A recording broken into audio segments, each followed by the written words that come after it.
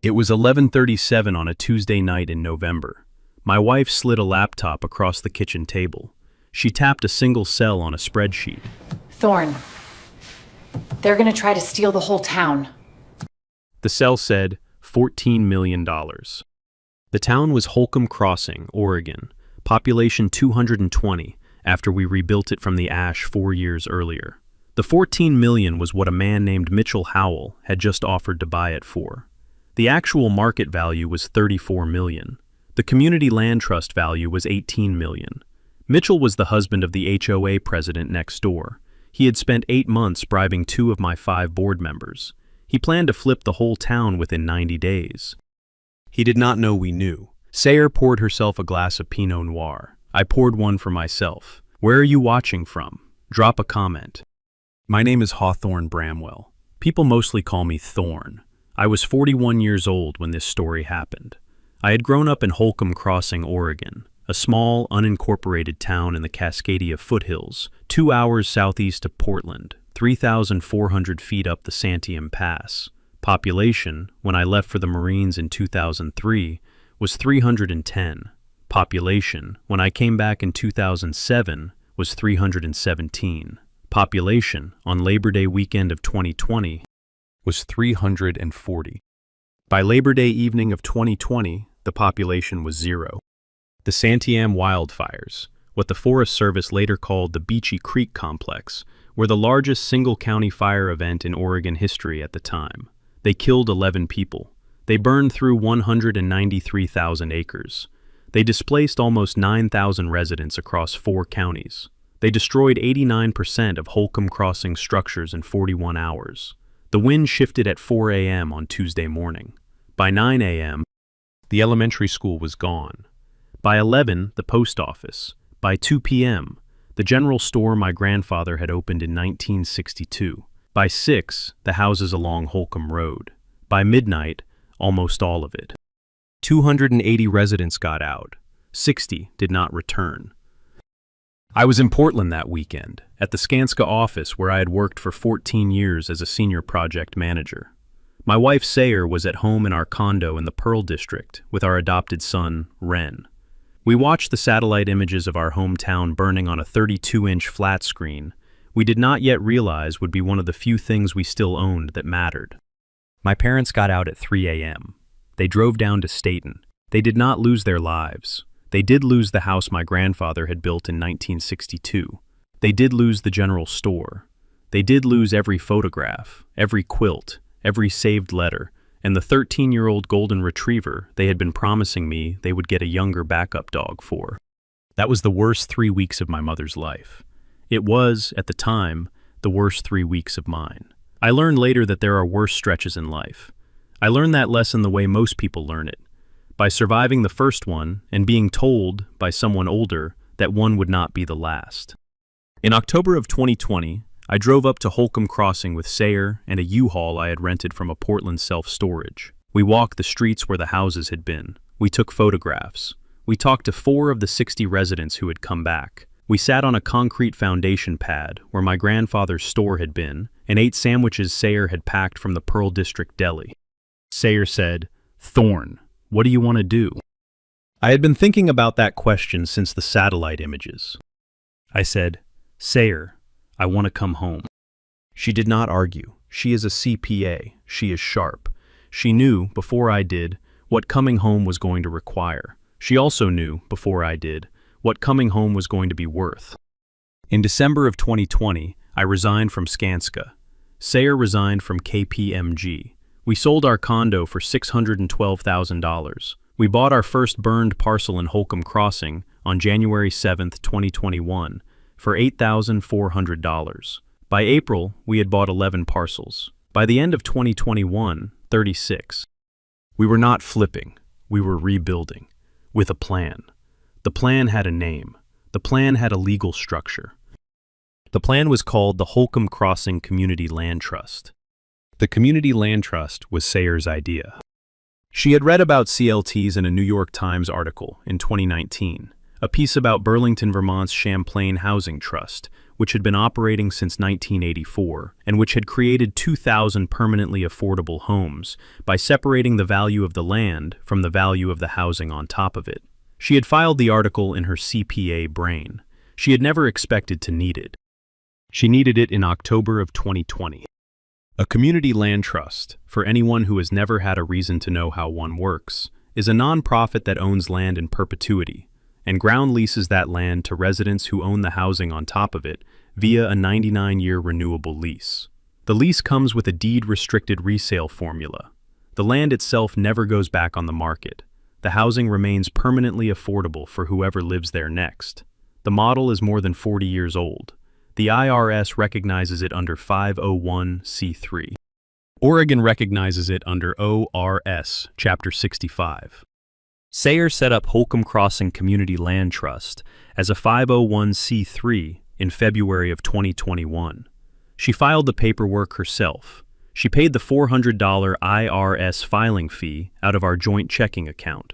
The IRS approved the application in 11 weeks, which is about 7 weeks faster than the average.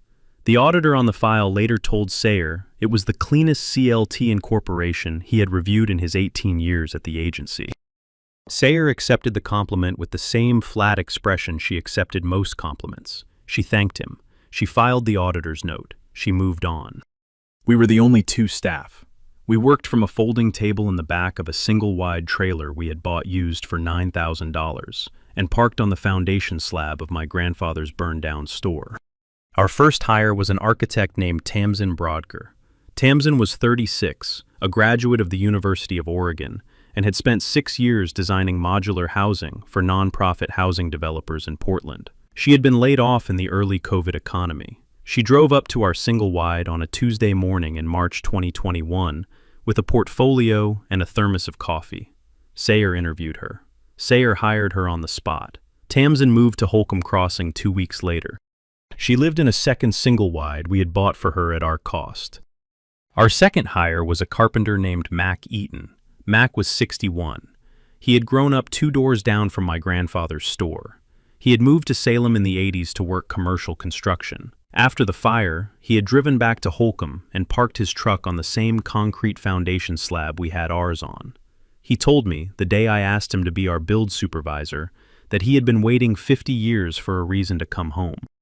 I told him I had been waiting 20 for a reason to bring him. By the end of 2021, we had bought 36 parcels and broken ground on the first 11 modular homes. By the end of 2022, we had 51 homes finished and 22 more under construction. By the end of 2023, we had 87 homes, 22 commercial buildings, and a town hall. I will not pretend the work was simple. The Forest Service permitting was complicated. The Oregon DEQ stormwater permits were complicated. The county planning department was helpful, but slow. We made mistakes. Tamsin redesigned the second-generation modular system twice. Sayer recalculated the financial model 4 times. Mac fired and rehired 2 crews. The single-wide trailer office leaked through the winter of 2022, and we had to rebuild the floor in March. We did the work. We did it cheaply. We did it well. We also did not enrich ourselves. Sayer drew an annual salary from the CLT of $76,000. I drew $84,000. Those numbers came in below market for our experience, but they were what the budget could support.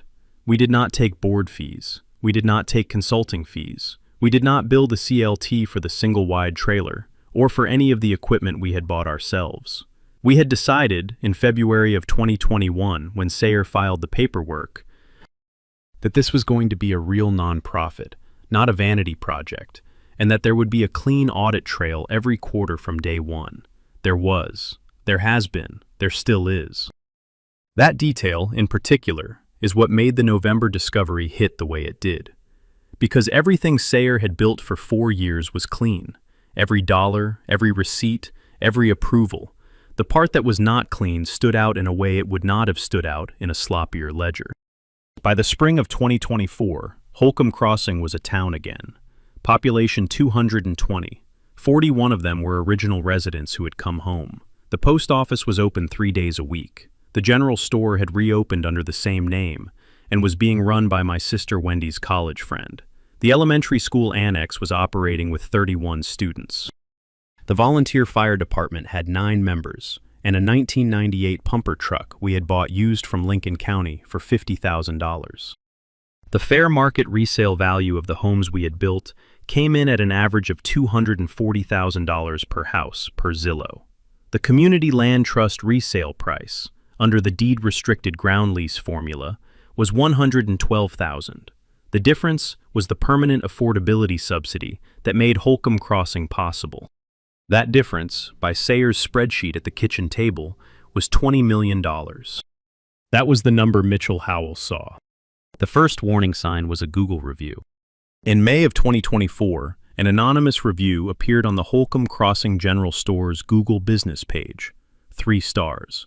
The review said the store had an authentically rural aesthetic that may not be to everyone's taste, and lacks the curated retail experience available in neighboring communities.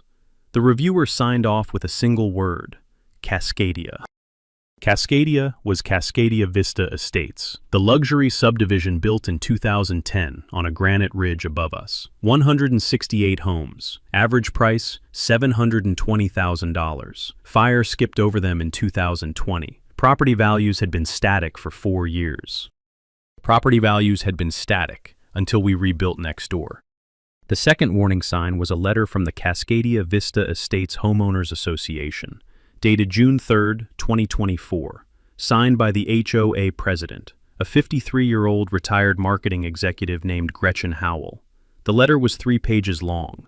It proposed a community boundary harmonization study between Cascadia Vista Estates and Holcomb Crossing Community Land Trust. It said the study would explore mutually beneficial opportunities for integrated community standards.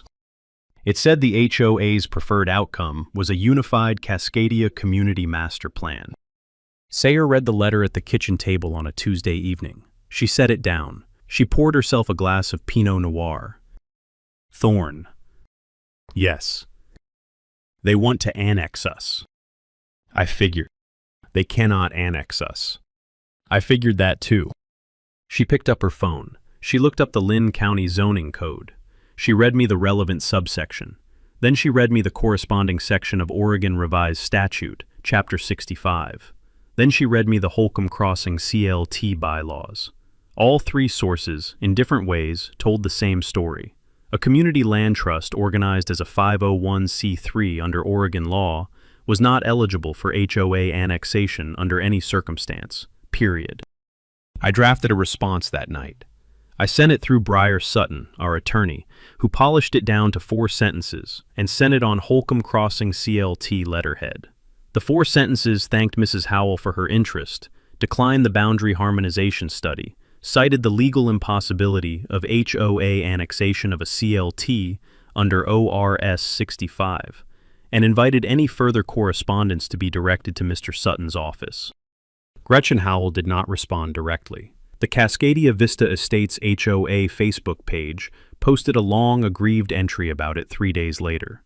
The post called Holcomb Crossing an experiment in social housing and lamented the lost opportunity for community cooperation. The post received 82 comments. 41 of those were from Cascadia Vista residents. The other 41 were from Holcomb Crossing residents who had not known they were being talked about and who were, by the time the comments started piling up, exhausted of being talked about. Pearl Kingsbury, our board chair, wrote a single-sentence comment on the Cascadia Vista post. "You are not invited." Pearl is 78. She had returned to Holcomb Crossing in February of 2021. She had lost her husband in the fire. She had lost everything. She had bought the first deed-restricted home we built and had moved in on her 75th birthday. She had been on the Holcomb Crossing Community Land Trust Board for 3 years. She did not say much. When she did say something, she said it in 1 sentence, and the sentence was usually correct. Her comment was deleted by Gretchen Howell at 4 a.m. the next morning. Pearl saw the deletion. Pearl sent me a screenshot. I forwarded the screenshot to Sayer. Sayer added it to her growing file. That was June. In August, the offers started. The first offer arrived in our CLT inbox on a Wednesday morning in August. It came from a Portland-based shell company called Pacific Ridge Capital LLC. The email subject line read, Confidential Acquisition Inquiry, Holcomb Crossing CLT Assets. The body was 4 paragraphs of carefully bland real estate language. The bottom line was an offer to acquire all CLT-held assets for $14 million cash, with a 30-day close. Sayer read the email at her desk, in the single-wide trailer that, by August 2024, was actually a real building. We had rebuilt around the trailer in 2022, and the trailer was now the back office of a 2,000-square-foot CLT operations center on Holcomb Road. She forwarded the email to me with a one-word note. Cute. I read it. I did not respond to the email. I forwarded it to Briar Sutton instead. Briar called me 20 minutes later. Thorn. Briar. Pacific Ridge Capital LLC was incorporated in Oregon on March 7, 2024. The registered agent is a Portland law firm called Whitson and Associates. The 2 members of record are Mitchell Howell and a man named Bram Roxborough. No relation to anyone, I checked.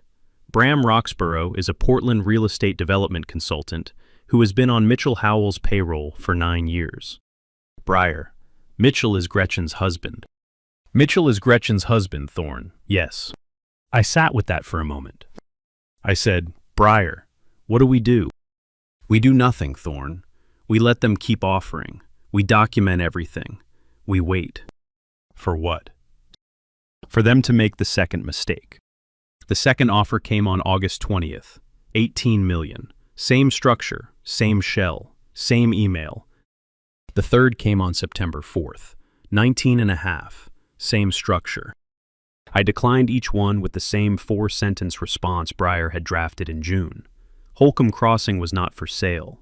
The community land trust was permanent. The deed-restricted homes belonged to their residents. Future correspondence to Mr. Sutton. By late September, Mitchell stopped sending offers. By early October, Gretchen launched the public campaign. The Cascadia Vista Estates HOA Facebook page began posting weekly content about Holcomb Crossing. The posts were carefully worded. They never named me directly. They never named Sayer directly. They referred to the rebuild operation next door, and the rural redevelopment project, and the experimental community downhill. The posts ran with photographs taken with long lenses from Cascadia Vista's ridge, wide shots of the modular homes Tamsin had designed, the simpler aesthetic of which apparently offended Gretchen Howell's view of what real estate should look like. The posts also began running with charts of Cascadia Vista property values over time, charts of Holcomb Crossing population growth over time, charts of CLT operating costs. The charts had been pulled, I would learn later, from Sayer's quarterly transparency reports, which we had been posting publicly on the CLT website every quarter since 2021, as part of our 501c3 compliance and good faith community engagement. The charts were our charts. Gretchen was using them against us. In October, Pruitt Kessler called me.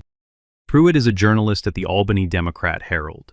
He is 38, originally from Lebanon, Oregon, and had been covering rural reconstruction stories along the Santiam corridor since 2021. Thorn. Pruitt. I want to write a piece about you. What angle, Pruitt? The angle is, how did one family rebuild a town, and what does it mean for Oregon? The angle is also, what is the HOA next door doing about it? I thought about that for 10 seconds. I said, Pruitt, let me think about it. I will call you back tomorrow. I hung up. I sat at my desk for a long minute. Then I called Sayer at the post office. Sayer. Yes. Pruitt Kessler wants to write a piece. Say yes. You think. Thorn. The light is the cure. The light has always been the cure. Say yes. The Pruitt Kessler article ran in the Albany Democrat-Herald on the 3rd Sunday of October. The headline read, How Holcomb Crossing Came Back. One Marine's Quiet Rebuild. The article was 1,600 words. It was honest. It was accurate. It did not glorify me. It did not glorify Sayer. It did glorify, briefly, Tamsin Brodger's modular design system, and Mac Eaton's carpentry crew, and Pearl Kingsbury's quiet board chairmanship. It mentioned Cascadia Vista Estates one time. The mention was a single paragraph noting that tension has emerged between the rebuilt CLT and the unaffected luxury subdivision on the adjacent Granite Ridge. Pruitt had asked Gretchen for comment. Gretchen had declined. The paragraph also noted, in Pruitt's precise reportorial voice, that Cascadia Vista Estates had recently posted a series of analytical charts about Holcomb Crossing's operating finances on the HOA's social media. The article was picked up by Oregon Public Broadcasting on Wednesday. By Friday, it had run on the OPB website with audio interviews. By the following Wednesday, it had been syndicated by ProPublica's local reporting network. Gretchen Howell, in retaliation, did the thing Briar Sutton had been waiting for her to do. She doubled down. On October 28th, the Cascadia Vista HOA Facebook page posted a long screed about outsiders telling our community's story. The post named me directly for the first time. It used the word narcissist. It used the word carpetbagger. It claimed I had engineered a media campaign to deflect from questions about my management of CLT funds. The post had no evidence. The post had no specific claim. The post was, in legal terms, the kind of public statement that makes a defamation case substantially easier than it would otherwise be. I forwarded the post to Briar. Briar added it to the file. 2 weeks later, in early November, Sayer found the bribery. She was running the quarterly financial reconciliation. It was a Tuesday night. She was at the kitchen table with a glass of wine and the CLT accounting software open on her laptop. She had 3 years of comparative data on screen. She was running ratio checks on every expense category against historical baselines. The travel category caught her eye first. Our CLT had a travel budget of $4,000 a year, allocated for board members attending the National CLT Network Conference and the occasional county zoning meeting in Albany. In 2022, our travel expenses had been $3,700. In 2023, $3,900. In the first 10 months of 2024, our travel expenses were $15,800. Sayer drilled down. 14 of the 15 excess trips had been booked by our treasurer, Lyle Braganza. Lyle was 62, a retired insurance agent, and had been on the board since 2022. The trips had all been to Portland. The expense reports had all listed the purpose as site inspection for proposed CLT collaborations. Sayer drilled down further. She found the consulting payments. Our CLT had no budget for outside consulting. In 2024, our outside consulting category showed $48,000 in payments to a Portland firm called Pacific Ridge Advisory Services. Sayer had not approved a single one of those payments. The approvals had all come, via DocuSign, from our board secretary, Cordelia Pemworth. Cordelia was 58. She was a real estate broker who had moved to Holcomb Crossing in 2022 after the fires. She had joined the board in 2023. Sayer pulled the Oregon Secretary of State filings for Pacific Ridge Advisory Services. The registered agent was Whitson and Associates. The members of record were Mitchell Howell and Bram Roxborough. Sayer sat at the kitchen table for 90 seconds without moving. Then she walked into the living room, where I was reading a Brent Tadarian piece on Twitter about urban planning, and she set the laptop in front of me. She said, "Thorne, they're going to try to steal the whole town." The cell said $14 million. We did not press charges that night. Briar Sutton was at our kitchen table by 7 a.m. the next morning. He had brought 3 sharpened pencils, a leather portfolio, and a single thermos of coffee. He drank Sayer's coffee anyway. Briar is 58. He is a partner at a small Portland firm that handles nonprofit law for about 100 Oregon CLTs and charitable trusts. He has been our attorney since the day Sayer filed the 501c3 paperwork. We walked him through Sayer's findings. He listened for 38 minutes without speaking. He took 4 pages of notes in green ink. When Sayer finished, he said, "Sayer, this is the best documented charity fraud case I have seen in 21 years of practice." She said, "Briar, what's the play?" Briar set down his pencil. "The play is this.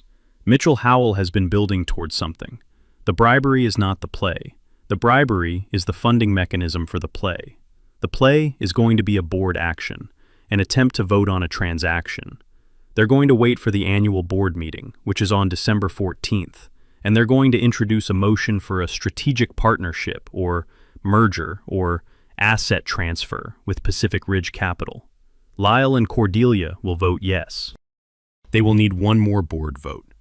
They have probably been recruiting someone. You'll know who in the next 4 weeks. He took a sip of coffee. Now, here's the question. Do you want to stop them before the board meeting, or do you want to let them do it on tape? Sayer and I looked at each other. We said, at the same time, on tape. Breyer smiled. Then here's the play. We document everything. We do not confront Lyle or Cordelia. We do not change our behavior around them. We do not warn the third board member when we identify them. We let them schedule the motion. We let them introduce the motion at the annual meeting. We let them vote. And then, the moment the vote registers, we crash the meeting with the federal government and the Oregon Attorney General behind us. I said, Breyer, who do I call? He said, Senior Investigator Margie Threlkeld at the Oregon AG's Charitable Activities Division. I have her cell. I will call her this morning. She has been waiting for a case like this for 6 years. Margie Threlkeld came to our kitchen the following Saturday. She was 46, a former prosecutor from Multnomah County, and had moved to charitable enforcement in 2018 because she had grown tired, in her words, of watching nonprofit boards get hollowed out by people who knew how to read 990s but did not believe in the missions. She drank Sayer's coffee. She read the file. She agreed with Breyer's play. She also added 2 things. The first was a federal hook, an assistant U.S. attorney in Portland named Roe Heatherton, who handled 18 U.S.C. 666 cases, federal program theft, applicable to any organization receiving federal funds, which we did via a small Oregon Department of Land Conservation and Development grant. The second was a recording requirement. Margie would attend our December 14th annual board meeting in plain clothes, body camera running, with 2 state troopers and a U.S. Marshal staged outside. She asked me if I needed anything else from her. I said, Investigator, I need you to act, for the next 4 weeks, exactly the way you would act if you did not know what they were doing. Can you do that? She smiled. She left. The next 4 weeks were the strangest 4 weeks of my life. I went to work every morning at the CLT Operations Center. I had coffee with Lyle Berganza twice a week, the way I always had. I signed off on Cordelia Pemworth's board secretary reports, the way I always had. I never indicated, by tone or expression or pause, that anything had changed. Sayer did the same. She ran the financials. She greeted Cordelia at the post office with the same small wave she always greeted Cordelia with. She invited Lyle and his wife to our Thanksgiving open house. Lyle declined. He said he and his wife were going to Portland to see their daughter. He was lying. Sayer had quietly checked. His daughter lived in Bend. He went to Portland to meet with Mitchell Howell. The meeting was at the Heathman Hotel on the 3rd floor. We knew this because Margie Threlkeld had a state investigator running surveillance on Mitchell's downtown office. On December 2nd, the 3rd board member was identified. It was a man named Whit Trenholm. Whit was 51. He had been on our CLT board for 1 year. He had moved to Holcomb Crossing in 2023 from Hood River. He had told us, when he joined, that he had retired from a career in commercial real estate to give back to a rebuilding rural community. Whit's bank records, pulled by Margie Threlkeld under a sealed subpoena, showed 3 deposits from Pacific Ridge Capital between October and November 2024. The total was $41,000. Whit Trenholm was the 3rd vote. I did not say anything about this to Whit.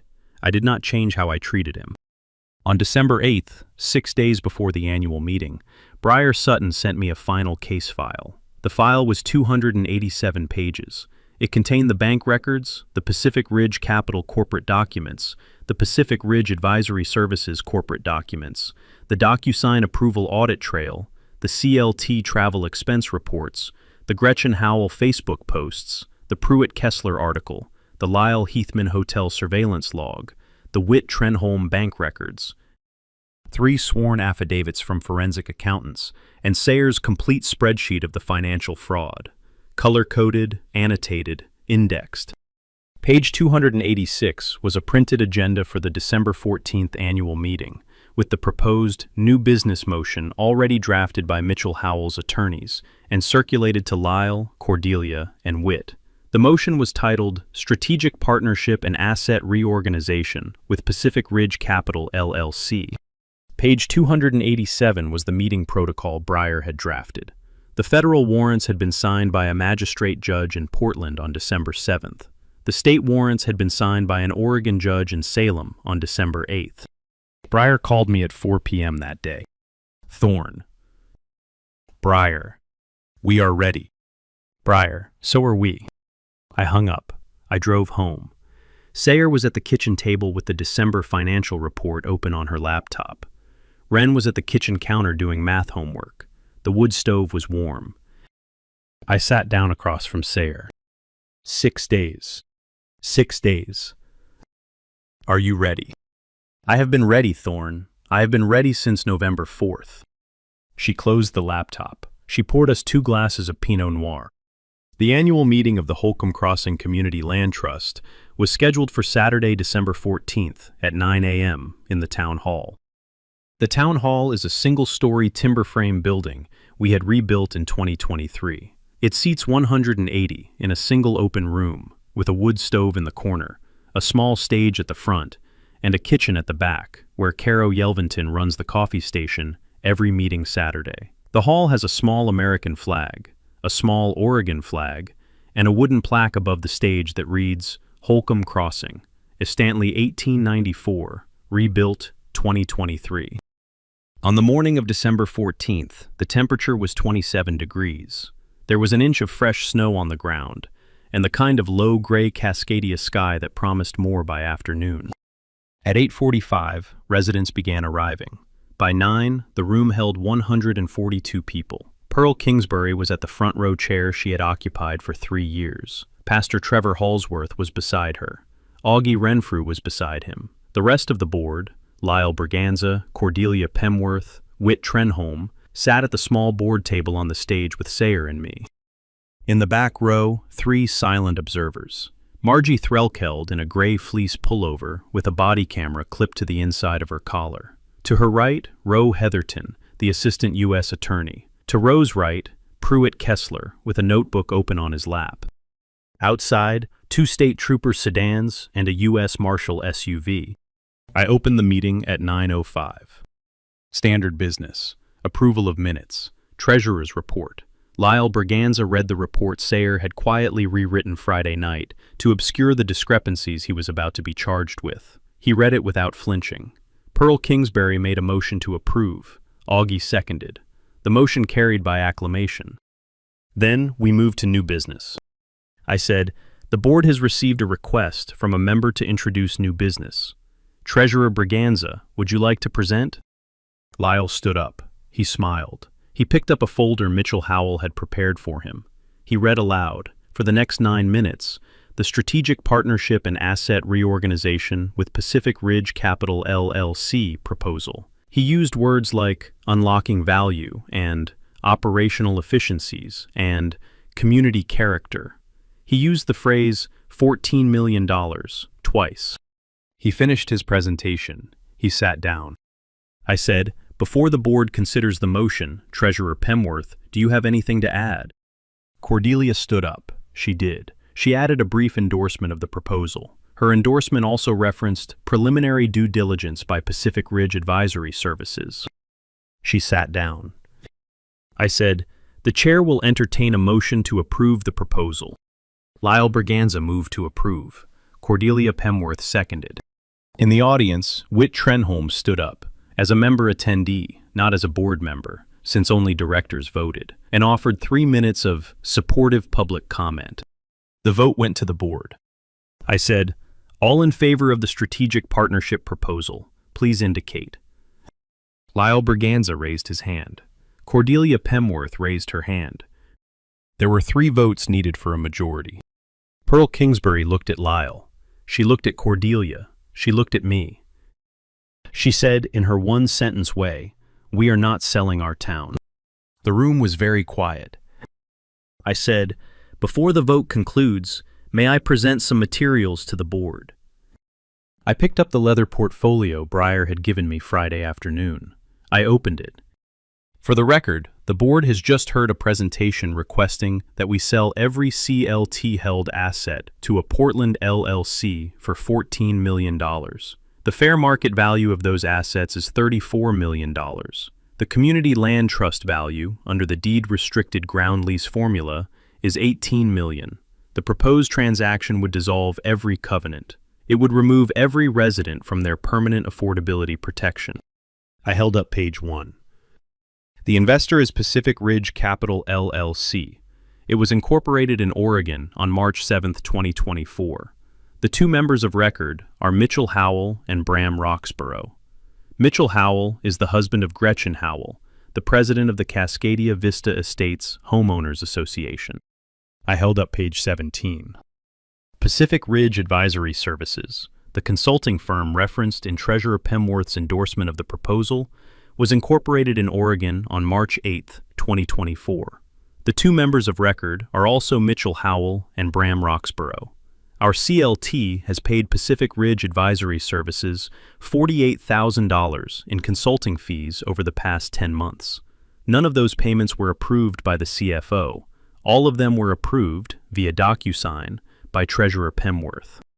Cordelia Pemworth's hands started to shake. She set her copy of the proposal on the board table. She did not pick it up again. Lyle, beside her, looked at the back of the room, looked at Whit Trenholm, who was the third vote that was supposed to be there, who had stood up 6 minutes earlier to offer supportive public comment, and who was now sitting in his folding chair staring at the wood stove with the small, unfocused expression of a man doing math in his head about prison sentences. I held up page 41. Treasurer Braganza has booked $15,800 in travel to Portland over the past 10 months. Our authorized travel budget is $4,000 annually. 14 of those trips were to meet with Mitchell Howell, in person, at the Heathman Hotel. Lyle Braganza's face went white. I held up page 83. Member attendee Whit Trenholm, who has just offered 3 minutes of public comment in support of the proposal, has received 3 deposits totaling $41,000 from Pacific Ridge Capital LLC over the past 3 months. Whit, in the audience, did not move. I held up the last page. This presentation, this proposed transaction, and the financial arrangements behind it constitute, in the opinion of our attorney, theft of charity assets under 18 U.S.C. 666, wire fraud under 18 U.S.C. 1343, conspiracy under 18 U.S.C. 371, and breach of fiduciary duty under Oregon Revised Statute 65.357. The federal indictments were signed by a magistrate in Portland on December 7th. The state warrants were signed by an Oregon judge in Salem on December 8th. They are being executed now. I looked at the back row. Margie Threlkeld stood up. She walked the center aisle. Ro Heatherton stood up behind her. Both of them held up identification. Lyle Edmund Braganza, Cordelia Ann Pemworth, Whit Aaron Trenholm. You are under arrest on federal and state charges. You have the right to remain silent. The cuffs went on at 9:43. Outside, at 9:45, Mitchell Howell was arrested at his Portland office. Gretchen Howell was arrested at her Cascadia Vista cabin at 9:47. Bram Roxborough was arrested at his Lake Oswego home at 9:50. The town hall was very quiet for about 90 seconds. Then Pearl Kingsbury stood up. She walked to the front of the room. She turned to face the residents. I move that we permanently expel Lyle Braganza, Cordelia Pemworth, and Whit Trenholm from the Holcomb Crossing Community Land Trust Board. I move that we refer their cases to the federal grand jury. I move that we amend our bylaws to require annual independent forensic audits. I move that we expand the board from 5 to 9 seats. And I move that we name this meeting, retroactively, the most consequential meeting in this town's history. The motion carried 140 to 0. The standing ovation lasted 3 minutes. The federal grand jury returned a 31-count indictment 11 days later. Mitchell Howell pleaded guilty to 7 counts. He received 7 years federal and was ordered to pay $4.2 million in restitution. Gretchen Howell pleaded guilty to 4 counts. She received 4 years federal. Bram Roxborough received 2 years. Lyle Braganza, Cordelia Pemworth, and Whit Trenholm received 18 months, 16 months, and 22 months respectively. The Cascadia Vista Estates HOA was placed under court-ordered receivership for 2 years. A new president was elected the following spring, a retired schoolteacher named Lorelei Wickfield, who had moved into Cascadia Vista in 2014 and who had been quietly waiting for a chance to fix what her HOA had become. Her first action as president was to send Holcomb Crossing a handwritten letter of apology, signed by all 168 households. Her second was to amend the Cascadia Vista covenants to permanently prohibit any future HOA action regarding the Holcomb Crossing CLT. The Holcomb Crossing CLT bylaws were amended in March. The board expanded from 5 to 9 seats. The audit requirements tightened. The asset disposition covenants were strengthened with anti-merger clauses. Briar Sutton drafted with the express purpose of making any future Pacific Ridge-style scheme legally impossible. Sayer and I did not seek re-election to any role beyond our staff positions. We had decided, the night after the December meeting, that the time had come to step out of the day-to-day governance and let the residents who lived in the homes we had built take their place at the table. The decision was not difficult. It was the right decision. It was also the decision Pearl Kingsbury had quietly suggested in the spring of 2024, 6 months before any of this had started, when she had said to me, over coffee at her kitchen table, that the difference between a founder and a steward is the willingness to leave a thing better than you found it, and then to actually leave it. I had not been ready to hear her advice at the time. I was ready by December. Pruitt Kessler wrote the second piece in February. It was longer than the first. ProPublica republished it. Oregon Public Broadcasting did a 30-minute audio documentary. The story ran in the New York Times in April under the headline, One Oregon Town, Rebuilt and Almost Stolen. In May of 2025, the Oregon legislature passed ORS 65.485, the Holcomb Crossing Act, which strengthened community land trust protections against hostile acquisitions statewide. The bill passed the Oregon Senate 28-1 and the House 51-7. The governor signed it on May 14th, on the front porch of our CLT Operations Center, with Pearl Kingsbury and Mac Eaton and Tamsin Brodger standing behind her. Sayer and I were inside making coffee. We had not wanted to be in the photograph. The legislators understood. Cascadia Rebuild Initiative was founded in June of 2025. Sayer became its executive director. I became its chief operating officer. We work pro bono with Wildfire Rebuild community land trusts across the Pacific Northwest. In our first year, we helped 7 communities incorporate. In our second year, 14. By the end of our third year, 22. The communities are mostly in Oregon, but we have started working with 2 in California, one outside Paradise, one outside Coffee Creek, and one in Maui. The model travels. The legal architecture is the same. The patience is the same. The forensic ledger is the same. The wife who runs spreadsheets is, in every case, a different woman, but she is always there, somewhere in the operation, finding the bribery before the bribery becomes a board vote.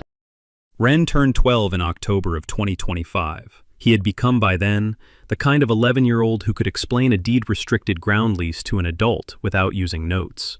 Sayer is alarmed by this. I am proud of it. We have agreed to disagree. Mac Eaton retired from the build crew in August. He spends his afternoons on the bench in front of the rebuilt general store, drinking coffee, watching the town do its slow, ordinary business. He says he had been waiting 50 years to see Holcomb Crossing busy again. I say I had been waiting 20 years to bring him home. Tamsin Brodger is still on staff. She still redesigns the modular system every other year. She is now, I am told, the most cited modular housing designer in the Pacific Northwest. She does not advertise this. The wood stove in the town hall was lit on a Saturday morning in December 2025, 1 year after the meeting. The room was full. Pearl Kingsbury called the meeting to order. The treasurer's report was clean in the new audited way, with 3 independent forensic accountants having reviewed every line item over the previous month, and with the audit findings posted on the CLT website for any resident to read. The new business was a vote on a community holiday parade for the following Saturday. The motion carried unanimously. Ren, who attended the meeting because he had asked to and because Pearl had told him he could, raised his hand during open comment and made a single suggestion. He proposed that the holiday parade end with a community photograph in front of the town hall, with everyone in the photograph. Pearl said it was an excellent suggestion. The motion to amend the parade plan carried unanimously. Ren turned to Sayer and held out his palm. She slapped it. Pearl made the next motion. The meeting moved on. If a Karen has ever decided your rebuild, your community, or your slow, patient work after a disaster was a thing she could buy at a discount once she saw the numbers, drop your story below. Subscribe so you don't miss next week. Justice doesn't always look like a courtroom. Sometimes it looks like a town hall in December, with 142 residents in folding chairs, watching 3 corrupt board members get arrested in front of the wood stove. Sometimes it looks like a CPA wife at a kitchen table at 11:37 on a Tuesday night, finding the bribery in a single travel expense ratio.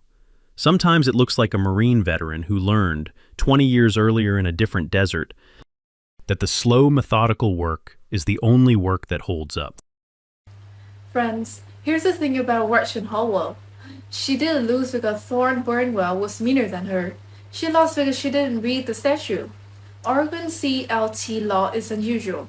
A community land trust organized as a 501c3 is not eligible for HOA annexation under any circumstance.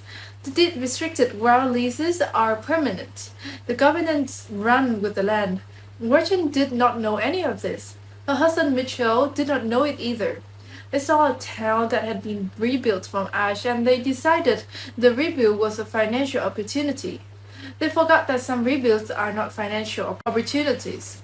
Some rebuilds are people coming home. The strongest neighbors in any community are the ones who have built the legal architecture before the facades. They have the bylaws. They have the IRS letter. They have the attorney who have been working a 501c3 for 21 years. They have the wife who runs spreadsheets that find bribes. Thorne Bromwell did not win because he was angry. He won because Sarah Bromwell was patient with a forensic ledger. If a Karen has ever underestimated your homework, drop your story below. Subscribe so you don't miss next week. Justice is patient, and sometimes it shows up at the town hall in December with a federal government in the back row.